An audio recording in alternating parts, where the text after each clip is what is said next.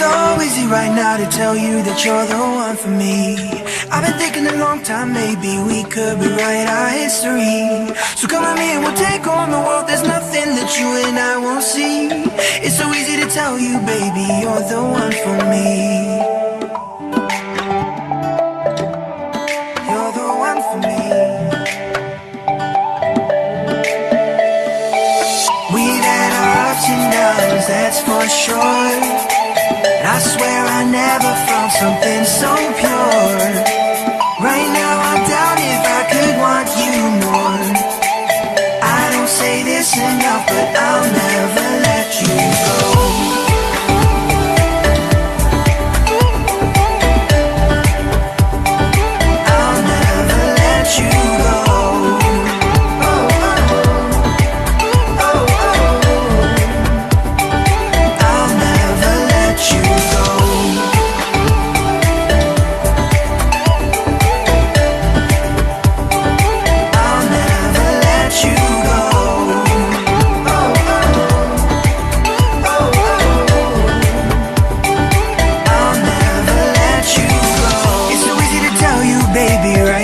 You're the one for me.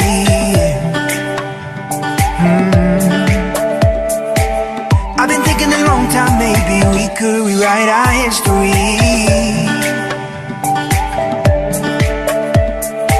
Just come with me and we'll take on the world. There's nothing that you and I won't see.